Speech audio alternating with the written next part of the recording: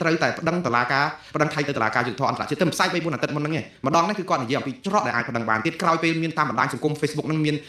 អ្នកដែល MMO ហ្នឹងគាត់លើកឡើងអំពីបញ្ហាថាខ្មែរប្តឹងអត់បានទេបើនរណាថាខ្មែរប្តឹងថៃបានគឺយើងបោកប្រាស់ប្រជាពលរដ្ឋឥឡូវជាមួយនរណាបោកប្រាស់ឲ្យប្រកាសបាទ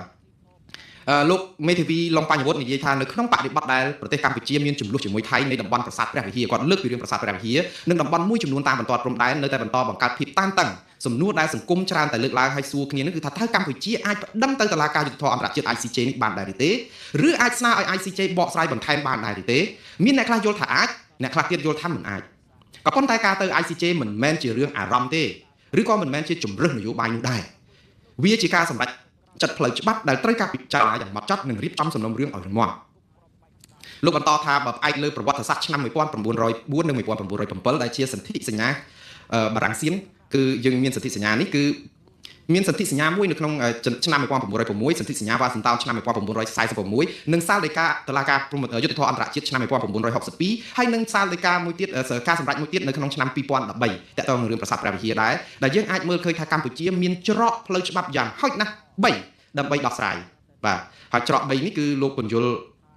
តាមដូចតទៅច្រកអីគេខ្លះទៅបងប្អូនហើយខ្ញុំនឹងសង្ខេបពីគាត់ទៅសេយ៉ាងវែងដែរតែយ៉ាងណាវាជាការវិភាគរបស់អ្នកច្បាប់យកទៅពិចារណាខ្លួនឯងទៅច្រក3ដែលលោកលើកឡើងដែលអាចប្តឹងថៃទៅតុលាការយុត្តិធម៌អន្តរជាតិមានទី1សន្ធិសញ្ញាវ៉ាស៊ីនតោនឆ្នាំ1946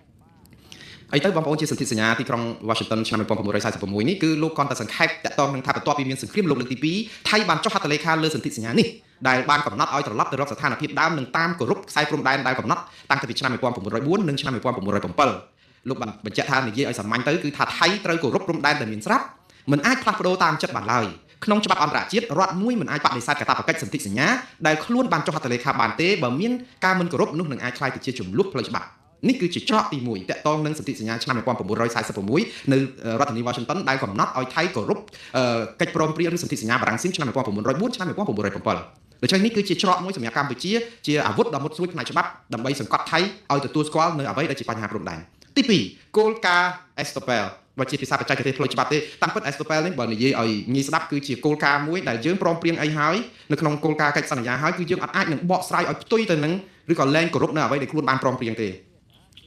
កន្លែងចំណុចច្រកទី2នេះខ្ញុំសូមបើកវងកញ្ចក់ទូចមួយនិយាយអំពីចំណុចខ្សោយកម្ពុជាបន្តិចហើយខ្ញុំមិនចង់និយាយចំណុចខ្សោយនេះក្នុងន័យវាប្រហារទេខ្ញុំចង់និយាយចំណុចខ្សោយនេះថាយើងកុំយកមកប្រើទៀតព្រោះយើងចាញ់ថៃហើយហេតុអីបានជាអញ្ចឹងព្រោះអាគោលការណ៍ Estopel នេះគឺគោលការណ៍ដែលយើងចុះកិច្ចព្រមព្រៀងជាមួយគ្នាហើយខ្លឹមសារនៃកិច្ចព្រមព្រៀងត្រូវតែគោរពដូចគ្នាមិនអាចចេញមកហើយបកស្រាយផ្ទុយនឹងខ្លឹមសារនឹងទេខ្ញុំបើកវងកញ្ចក់នេះខ្ញុំចង់សម្ដៅទៅលើកិច្ចព្រមព្រៀងគឺសេចក្តីថ្លែងការណ៍រួមនៃបទជបាញ់ថ្ងៃទី27ខែធ្នូឆ្នាំ2025គឺកម្ពុជាបាននិយាយថាអ្នកណានៅកន្លែងណាអ្នកនឹងនៅកន្លែងហ្នឹងមានខមួយគឺប្រការ2នៅក្នុងកិច្ចព្រមព្រៀងនិយាយអញ្ចឹងថាទាហានខ្មែរនៅកន្លែងណាឬទាហានថៃនៅកន្លែងណាដែលត្រឹមថ្ងៃដែលចុះហត្ថលេខាហ្នឹងគឺនៅបន្តឈរជើងគ្រប់គ្រងទីតាំងតំបន់ហ្នឹងតទៅទៀតនៅក្នុងរយៈពេលនៃកិច្ចសន្យានៃបទជបាញ់ហ្នឹងអញ្ចឹងបានន័យថាកម្ពុជាព្រមទទួលស្គាល់ថាថៃនៅគ្រប់គ្រងដែនអធិបតេយ្យដែលវាយបានហើយអត់ដកទៅវិញគឺថៃនៅរក្សាការដាក់ទ័ពអីនៅកន្លែងហ្នឹងគឺថៃគ្រប់គ្រងដែនអធិបតេយ្យរបស់កម្ពុជាក្រោយមកកម្ពុជាក៏បាននិយាយថាដែនអធិបតេយ្យដែលថៃគ្រប់គ្រងបានគឺមាន14ទីតាំង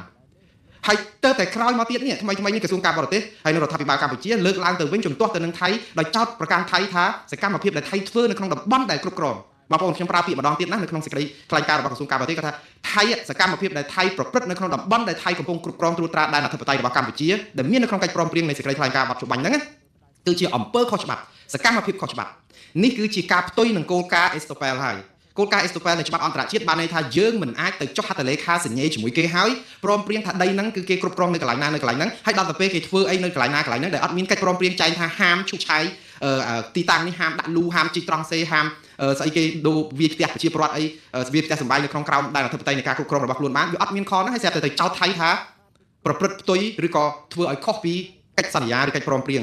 ផ្ទុយគេហៅថាប្រឆាំងនឹងគោលការណ៍ Estopel មិញនេះដែលយើងព្រមព្រៀងគ្នាហើយស្រាប់តែយើងក្បត់អញ្ចឹងកម្ពុជាខ្លួនឯងទេខ្ញុំនិយាយនេះបងប្អូនខ្ញុំរៀងហួសឆ្ងាយអំពីច្រកដែលនិយាយអំពីទៅ ICJ បន្តិចណាខ្ញុំគាត់ថាលើកការគោលការណ៍ Estopel ហ្នឹងគឺបានន័យថានៅពេលដែលយើងព្រមព្រៀងគ្នាហើយយើងមិនអាចទៅទាត់ចាប់យើងសញ្ញេលើដៃហើយយើងអាចយកជើងលុបវិញបានទេកម្ពុជាញយដងណាគឺយកសកម្មភាពរបស់ថៃដែលប្រព្រឹត្តនៅក្នុងដែនអធិបតេយ្យដែល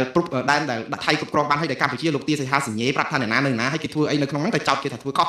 ជាការពិតយើងវាខុសហើយទៅវាយផ្ទះប្រជាពលរដ្ឋខ្មែរទៅវាយអីទៅវាយជីកលេនឋានយករូបបដិមាអីមករុញរូបវិស្ណុអីទៅកំទេចតោលដាក់ប្រពុតរូបបដិមាប្រពុតអីកសាងហេដ្ឋារចនាសម្ព័ន្ធដូចថាផ្លូវមានជីកចាក់បេតុងចាក់អីវារកម្មចិត្តសម្រាប់ប្រជាពលរដ្ឋកម្ពុជាណាក៏ប៉ុន្តែវានៅក្នុងដែនដែលយើងព្រមឲ្យគេគ្រប់គ្រងទៅហើយតែយើងទៅថាអីបើគេយើងព្រមថាអ្នកណានៅណារឿងយើងទេកំហុសរបស់កម្ពុជាទេបើសិនជាមុននឹងចុះកិច្ចព្រមព្រៀងនៃបទឈប់បាញ់ហ្នឹងយើងប្រាប់ថាអត់ទេថយទៅវិញសិនណាថយទៅមុននឹងអាថ្ងៃទី28ខែ